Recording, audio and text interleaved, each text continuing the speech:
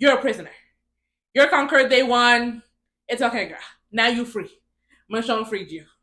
All right, it's done. Let's talk about it. What did you think of the finale? Did you like it? Was it rushed? Do you want more? Were you satisfied? I liked it. My biggest question, the most burning question I have after watching the finale is why did Rick leave his prosthetic? That just screamed convenience.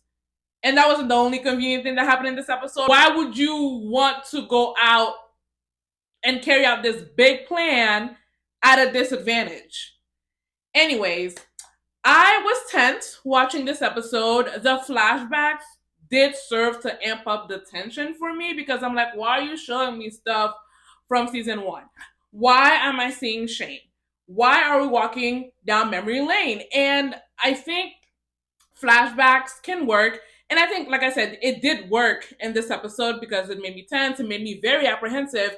But also, there's a part of me that's like, those scenes where we included flashback, they were taking up space of like present time story and present time development.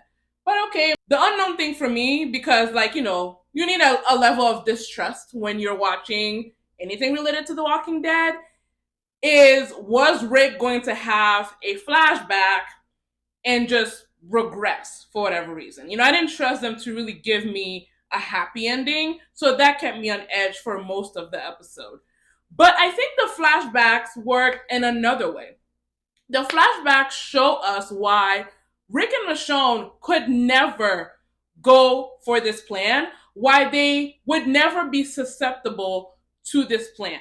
Even Rick at his lowest, I don't think that he would have gone for this plan once he had the echelon briefing.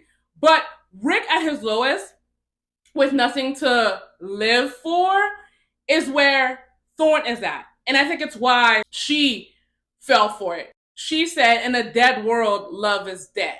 And there are a lot of people in this universe, the Walking Dead universe, that feel like this or a version of this, right? So, for example, Thorne says, in a dead world, love is dead. Well, not just romantic love, things related to love, like compassion and just generosity and kindness. Beale himself feels the same way because he didn't say in a dead world love is dead, but he did say, we need to restrict freedoms around here because the scientists said that we only have 14 years to live. So his thing is, let's concentrate the power, concentrate the supremacy, and I'm going to be at the top. It's the same mindset as what Thorne is talking about.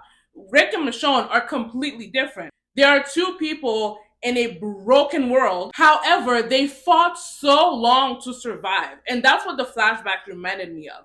They have fought so long to survive, but not just survive. Within the surviving, they've thrived multiple times and in multiple ways. They've created friendships. They've created family. And them thriving is not just them personally, things related to Michonne, like direct relationships related to her or direct relationships related to Rick. It's things like watching Glenn and Maggie survive and be together. That thriving of Glenn and Maggie extends to them. And so these kinds of experiences, I feel, is why they are still able to be kind and extend kindness and extend sympathy, and why at this point in the apocalypse, they will still help out a stranger. They don't lead with fear. They've adapted. They haven't maladapted to the situation. Through their survival, they've grown a mindset of abundance, mindset of hope and possibilities. It's why Michonne got started in this journey to find Rick in the first place. Whereas you have other people who, through their experiences, your Negan, your Governors, your Merle, your Shane, their experiences coupled with their personalities, but their viewpoint is the way to survive is to hoard power. Their ways to survive is the strong must kill the weak. We have to consolidate, mine, no sharing. Everybody else is a threat to me. We got to call the herd. And that is just the antithesis of what Rick and Michonne are, even though they have been broken, even though they have lost tremendously, they've suffered, lost children, lost friends, lost significant others, they still believe in the possibility within the world. And even if Beale is right, and there's only 14 years left on Earth, these two people plus their extended crew, they're not gonna be like, all right, let's start offing some folks. It's gonna be let's make the best and survive and try to thrive and be happy these last 14 years. So I think the flashback served to highlight and reinforce why Rick and Michonne, upon hearing the plan, were like, we can't just go. Thorne has this line where she says, giving up is what made me understand what we're really doing here.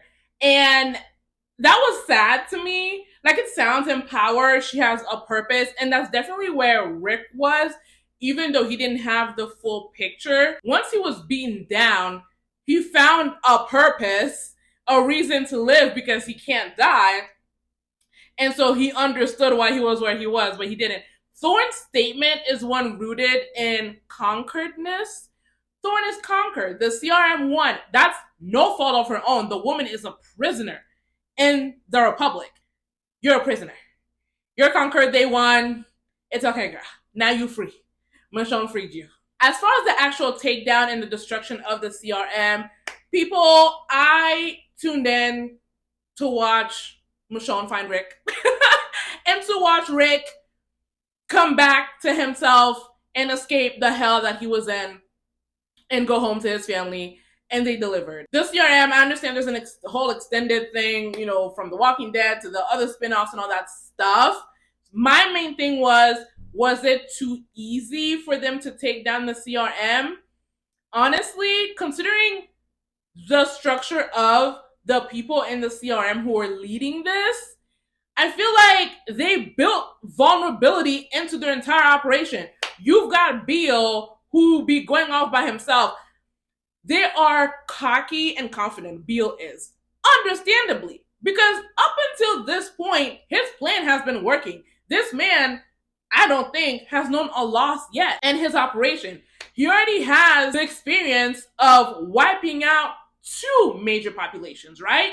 He said, was it Philadelphia? He wiped out, and he wiped out the city in episode 1. What was it, Omaha? I don't remember, but he wiped it out. What greater confidence builder is there than wiping out 2 major cities? What was the hierarchy? Was Okafor the second in command? Okay, it's Okafor. And then who? Thorne didn't get the echelon briefing to replace Okafor, did she? And if she did, she shouldn't be able to replace Okafor because she doesn't have his seniority. You see what I mean? Like, where was the hierarchy to ensure that if something happened to Beale, the operation could continue? It was fine. It's good. So my babies escaped. The reunion was beautiful. The child who plays RJ cannot act. I wanted the camera to, you know, just look at him and then look away. Let's not spend too much time because he doesn't know how to act. Seeing Rick be happy, I love this character so much. Seeing him reunited, be happy, or the promise of happiness, it was very well done. Beautiful. I give it a 3.5, 4 out of 5. 3.5, 4 out of 5. As far as the season 2, I looked, and Scott Gimple and Andy and all of them were just like, if it's good enough, we'll come back. So I'm just gonna move on with my life. And as far as my series of the month for, what month are we in? April? Nothing's really calling me as far as like a series that I'm going to review episode by episode. I'm going to check out Parish on AMC. The first episode has already premiered, but I don't know if I'm going to review it. There are 6 episodes similar to this show. We'll see how that works out. I have a whole bunch of movies to watch going back to last year. I did go see Immaculate, so I'm going to review that coming up. Let me know what you thought of the finale. Let me know what you thought of this series.